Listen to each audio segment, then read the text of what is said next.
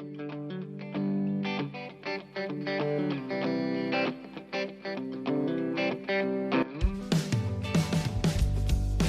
back to Moments That Matter and our series that we are continuing, Books That Matter. We've already done a few episodes, and now we have the privilege of speaking with Reverend Scott Williams, my co-host, about a book that matters for him called A Short Method of Prayer by Madame Guyon. And I know that, Scott, you encountered her perhaps as part of your studies or even before. So I hope you'll not only tell us about the book, but you'll also tell us about the person. Wonderful. Well, thank you. And I just can't tell you how excited I am about the books that matter because honestly, my mother's mother, my grandmother, was not allowed to read when she was a young girl. And her mother told her that if she had time to read, she had time to work. And therefore, she was not allowed to have books, and any books that she did have, she was able to sneak into the house as a little girl and read. And so when I was a young boy, she always emphasized the importance of reading for our family, for my sister and I. And I distinctly remember, she passed away when I was in 5th grade, but I remember when I was younger and we would go somewhere, and it was always, would you like a book? And we'd go to the Will's bookstore, which they don't exist anymore. And we would get a book when we'd go out and about, or she would give me a book when we got together. And so the love of reading has always been a big part of our family. And I always think of her when I think back to the love of reading. And so I've always loved reading, love books, and I love this series. And for our beloved Madame Guyon, I was really in earnest exposed to her in my studies over the last 4 or 5 years. But all the way back in 2013 or 14 or so, I remember a sweet lady at our church told me she had just started reading the autobiography of Madame Guyon. And to me, it meant absolutely nothing. I'd never heard of the name before. And I knew, however, that it was a super old book and that it'd be in the public domain. And I had a Kindle, e-ink, e-reader, and I knew I could get the free version from Project Gutenberg or somewhere online. And so I downloaded the book, and I thought, oh, this is a pretty long book. I don't know anything about her. I'll just keep it in ready reserve for whenever it's time to read some other things. So a year or two go by, and I didn't think any more of it. And one day I was looking through just to check out my digital library and see what I had. And I thought, I might ought to revisit this book. So I started reading it, and it was captivating from page number 1.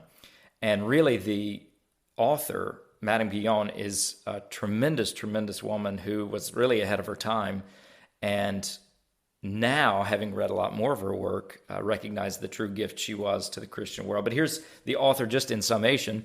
She was born in the 1600s. She was born in 1648, and she died just into the 18th century. She was born to a family in France. She was born about 50 miles south of Paris, to a fairly noble family who were very pious, and they were very committed to educating her and to ensuring her growth spiritually. So she was sent to a number of convents, and she grew up attending schools that forced her to study well. And at the ripe age of, some say 15, some records say 15, others say 16, she was engaged to be married. It was an arranged marriage, and she was engaged to be married to a guy that was a good bit older than she. And so he was 36. She was just about 15 or 16. And their marriage lasted for about 12 years until he passed away suddenly. And the marriage was not a good one. It was an arranged marriage. She had no desire for him. In fact, when she was younger, she was so passionate about the Lord that she prayed that she wouldn't get married, which would be, the only way would be for her to become a nun, and in that society. She prayed that God would make her ugly because she was an incredibly beautiful woman, and she prayed that God would make her ugly so no one would desire her and that she could be his alone. And so from really an early age, she was just super passionate about God. She gets married to this older man, and she moves in with him, and his mother is also living with him. And she turns out to be really Madame Guyon's tormentor. She was an absolutely abusive, horrible woman. She would not let Madame Guyon pray. And one of the things that Madame Guyon's husband and mother-in-law did was if they saw her studying the scriptures or praying, they would make a lot of noise, they would speak harshly to her, and she wasn't allowed to pray. It's the craziest thing ever. So she went through a great season of spiritual depression, and really, I think from those early persecutions, it shaped her writing and shaped what she would do in the remainder of her life. But when she was just a little older than 20, there was a Franciscan priest who was coming through the area, and somebody said, you ought to go talk to him because we know of your hunger for God. And she was frustrated because she felt like she couldn't connect with God in the deepest way that she wanted to. So this Franciscan priest had just taken a vow of silence and had come off of it. 5 years he had been engaging in this vow of silence. So he'd been spending time with the Lord, and here he is fresh out of his time with the Lord. And I'd like to think all the great advice comes after you've been with the Lord for 5 years and been silent. So she goes and talks to him, explains her frustrations, explains how she so desires to meet with God in a deeper way. And his words to her were simply this: that which you have sought without is actually within. Look inside of your own heart, for that is where he dwells. That's all he said. He goes on his way. And Madame Guyon said it was as if her heart was shot by the Spirit of God. And she experienced this tremendous awakening. She would say that was the start of her sanctification, which was a really big theme in her writing, which made her incredibly popular with John Wesley and Wesleyans later. And so she started this life of really focused prayer after that encounter she had with the Franciscan priest. And so that was what this particular book, A Short Method of Prayer, came out of. And she wrote other books, Spiritual Torrents, which talked about one's progression in the spiritual life. But she started getting a lot of notoriety, and people were intrigued because she had this great relationship with God, and they could listen to her talk for hours and hours. In fact, she recorded in one of her books that she could be busy from 6 o'clock in the morning until 8 p.m. at night talking about God the whole way through the day. And people would just come from all over the place just to sit and listen to her. And so she started getting pretty popular, and some of the religious Catholic priests started getting concerned because all of a sudden there's a woman, which is a challenging message for the 1600s, but she's also sharing that you can have this intimate relationship with God and pray with him, not through a human mediator, but through Jesus Christ as mediator. And so because of that, she faced a lot of religious persecution, and then that kind of turned into political persecution because of the marriage of the church and state at the time. So ultimately what it resulted in was the French king, King Louis XIV, imprisoned her, and over a period of about 8 years, she was imprisoned at one castle, and then they moved her to the Bastille, and she was imprisoned there for quite some time. And she wrote that her biggest crime was loving God. That was her crime. And so her inward life prepared her for those years of imprisonment, and also those years of imprisonment emphasized and strengthened what she had already decided inwardly. Because one of one of the accusations they lodged at her was that she was embracing this heretical teaching called Quietism that kind of came out of some writings from Michael Molinos at the time, a Spanish guy. And he wrote that the spiritual life could not be gained through just spiritual disciplines alone, but it had to be practiced inwardly, because the inward change would then bring the external change as well. And so I don't think that her writings really fell into Quietism. In fact, she wrote a 1,500-page response to the criticism over A Short Method of Prayer that linked the points that she made in the book with the church fathers and mothers that had lived in the previous 15 centuries. And they didn't see it as good enough. But it's a great writing. It's been condensed. It was a 3-volume set, and it's been condensed to 1 for English readers because all of this was written in French, and it was translated back in the early 1900s. Incredible read. Anyhow, she was an amazing woman, and so Her book, A Short Method of Prayer, is tremendous because it is quite short. You can read it in less than an hour. You can get a free copy online anywhere. And I think it's maybe about 50 or so pages, 60 pages in this book. And she walks through a couple foundational elements about prayer. And then she addresses some common concerns with prayer. Like, what do you do when you're praying and you sense this aridity, this incredible dryness? Is God really listening? Is he anywhere? Is he hearing my words? My prayers aren't getting above the ceiling. She talked a lot about surrender, about suffering, about putting to death the passions that we have in our lives. She talked about desperately desiring God's presence. So with your permission, I'll read just a couple of early words she shares about this prayer, because I think the way that she categorizes prayer is so beautiful. She says that prayer is simply the application of the heart to God and the internal exercise of love. And she says the easiest way to think of it is that nothing is so easily obtained as the possession and enjoyment of God, for in him we live, move, and have our being.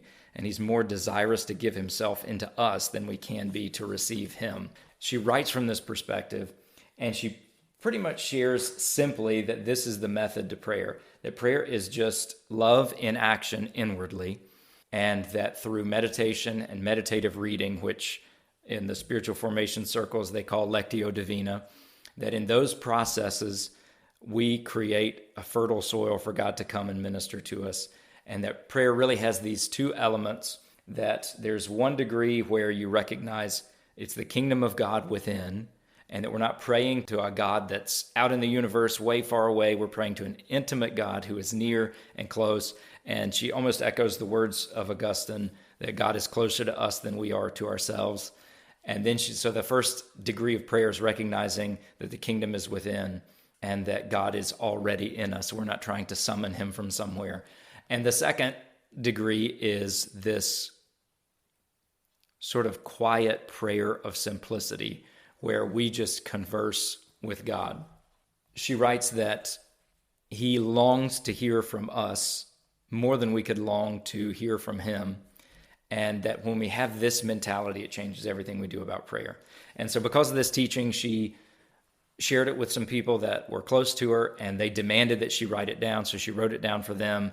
And then more and more people desired to read what she wrote. So she wrote this short method of prayer, and that was what landed her ultimately in the Bastille. So you mentioned her talking about this kind of mystical relationship, with God. Is she considered a mystic, and how would you define that anyway? Yeah, great question. She is considered a mystic. We get the word mystic from the Greek word mysterion in the New Testament, and Paul wrote about the mysteries of God. And the idea of a mystic, there are lots of different definitions. The idea of a mystic, in a way, is that the mystery of God is so much larger than we, and God desires to share with his people himself. And so mystics were always those who didn't have a secret knowledge of God, but spent so much time with him that they had this conversational relationship, and God would share his heart with them. And so I think A.W. Tozer does a great job of defining mysticism in one of his books, where he writes about Jean Guyon. And he says that mystics are just those whose hearts are totally ablaze for God. Their hearts are totally consumed by his. And she considered herself to be just that.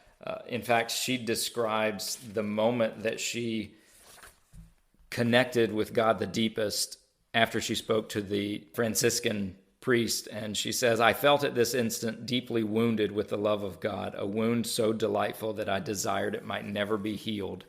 And she had made this deep connection with God, and she believed that every single person could have equal, if not greater, depths of relationship with him.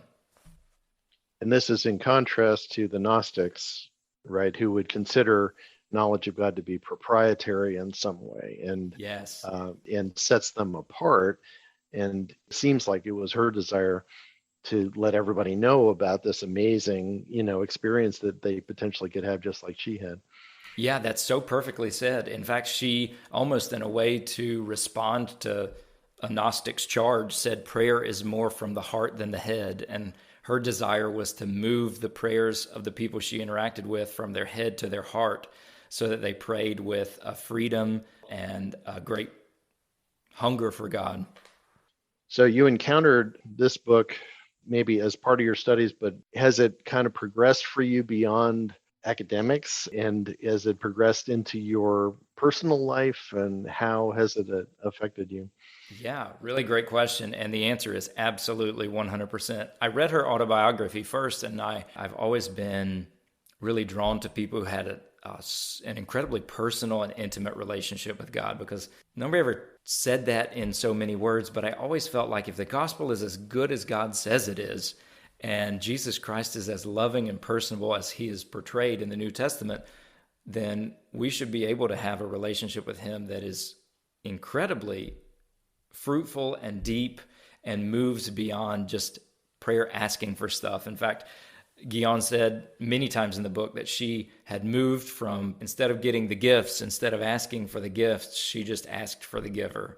And she noted that her perspective changed. Instead of praying much like we all do, and we're just kind of trained to pray naturally by asking God for things or praying for these requests, she said, instead, don't stop with the gifts. Why don't you go all the way and desire the giver himself? And so I was really attracted to her writing in reading her autobiography. And at the time, I wasn't aware of any other books that she had written. And so after that, reading this particular one about prayer and then Spiritual Torrents, both 1 and 2, that talks about the different stages of spiritual development, it really did have a profound personal impact. I think this very short method of prayer, in a way, demystifies prayer, which was indeed a threat to the priests of her day. You mean I'm not needed? You mean you can just go to God through Jesus Christ and you can pray inwardly without ceasing? That's maybe what Paul meant. And that was exactly what she practiced and said that it's so achievable. She said, in fact, we do the beginning work and God does the rest. And she phrased it like this: we open the window and the sun does all the shining in. And I think that's a great fulfillment of Paul's words to draw near to God and he draws near to us. So it did have a tremendously profound impact on me personally and continues to. In fact, I picked it up not so long ago and was going back through it. I like to look through it at least once a year just as a reminder, and I'm reminded it is so good because the chapters are really short, but they're so profound. And it speaks to every single struggle that we have with prayer today, here almost 300 years later. Yeah, her words about prayer reminds me, and I can't even tell you where this came from, but just something I heard one time about Ephesians 6:18. Paul is saying, pray in the Spirit on all occasions with all kinds of prayers and requests. That the difference between prayer and praying in the Spirit is that with prayer, we pray our list to God. But with praying in the Spirit, we pray God's list to Him. Oh, And that's so good. and it seems like that's the transition that she's talking about. Really sort of seeking after the heart of God enough to know the mind of God and the heart, and to be able to then pray like that, which is a bit of a challenge sometimes. And you're talking about, I mean, everything you're talking about is time, time. Mm-hmm. Sort of like this priest who spent 5 years, Yeah. in silence, which to us now, I mean, 5 minutes in silence sounds like Mm-hmm. forever in our day and age. Also cool that it's possible, and that I think she probably would have considered herself pretty ordinary, and not, again, she's not trying to build herself up, say this is some kind of special knowledge. I think the point is that it's not, and it's just maybe a matter of commitment or dedication. Does that make sense? Yeah, absolutely. I couldn't agree more. And I think the concern toward her imprisonment was that she was teaching people that they could pray on their own and have this vibrant relationship with God throughout their day, not to the exclusion of the church. She was still a very faithful member of the church.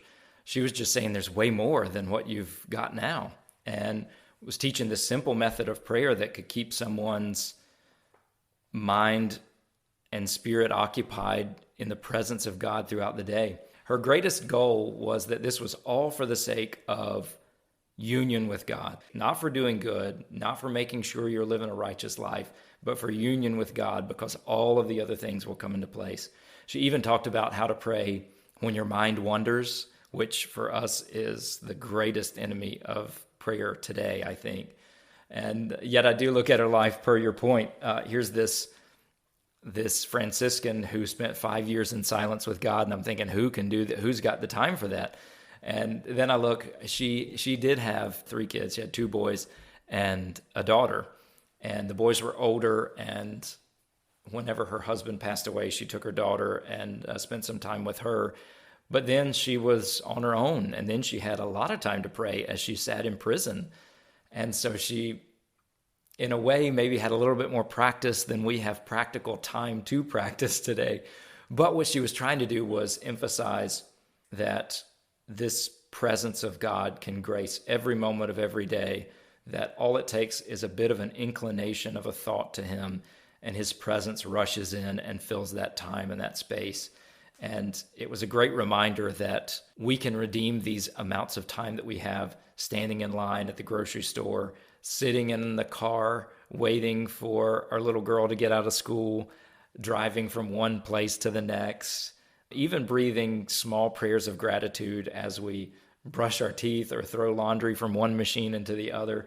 And it's these little snippets of time that get redeemed by God's grace because his presence is there. We always think we're waiting as humans to hear him respond. And it's almost like from God's perspective, the invitation is always there, and he's waiting just to hear from us because he so delights in us. And so she painted a very approachable picture of God and a very normal, indeed, relationship that every single person could have. That is awesome and inspiring, Scott. I appreciate you sharing that with us and with the listeners. And we will, we believe, continue this series, Books That Matter, with others. If you have a book that's really affected you and you're listening to this, please comment and let us know about it. And who knows, you may wind up on the podcast. Thanks for listening today. Goodbye.